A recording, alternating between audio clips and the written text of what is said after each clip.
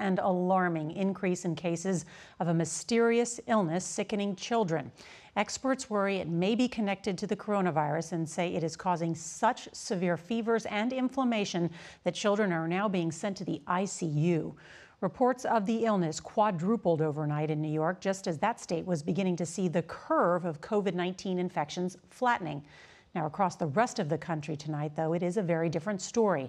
Coronavirus infections in at least 28 states are now rising at a rate much faster than expected, and just as most of the country is loosening those stay-at-home restrictions. Today, the former head of the CDC warned that Congress and told them that the scope of this pandemic is unprecedented, saying as bad as things have been, this is, quote, just the beginning. There is more evidence of that as we come on the air tonight. The virus has now killed more than 72,000 nationwide. Confirmed cases now top 1.2 million. And we learned today that 96% of the people recently admitted to New York hospitals with the virus also have some type of underlying health condition. There is a lot of news to get to tonight. We've got our team of correspondents covering all of it. We're going to begin tonight with CBS's Omar Villafranca, who leads us off in Dallas. Omar.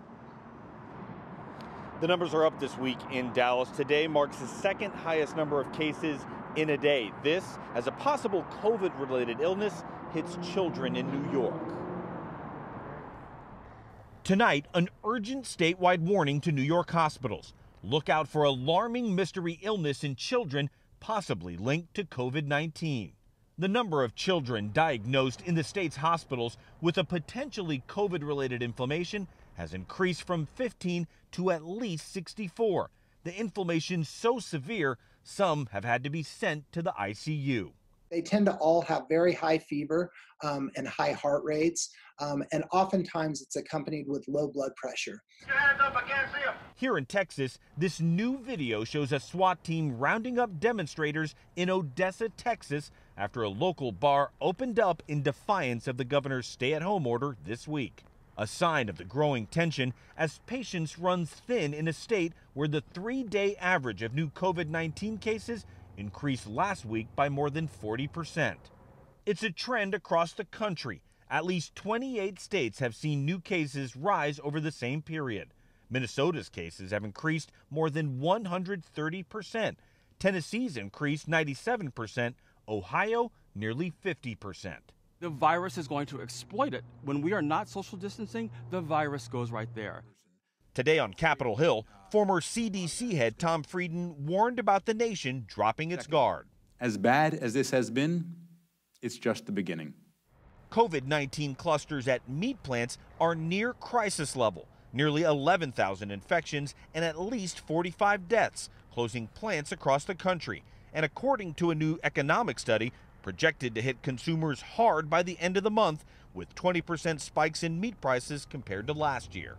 And tonight, alarming news about children's well-being. A Brookings Institution survey says nearly 1 out of 5 American children now aren't getting enough to eat.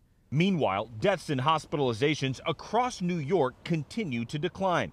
But Governor Cuomo said today health officials are analyzing where the 600 new hospitalizations a day are coming from. They're not working, they're not traveling, they're predominantly downstate, predominantly minority, predominantly older, predominantly non-essential employees. Back here in Texas, some good news. 63-year-old Phil Eaton leaving a Houston hospital. The high school principal fought COVID-19 for 51 days. The rules and regulations vary by state. California's governor is expected to announce new reopening plans tomorrow, while New Jersey's governor just extended the stay-at-home order until June 5th. Nora? Omar Villafranca in Dallas tonight. Thank you.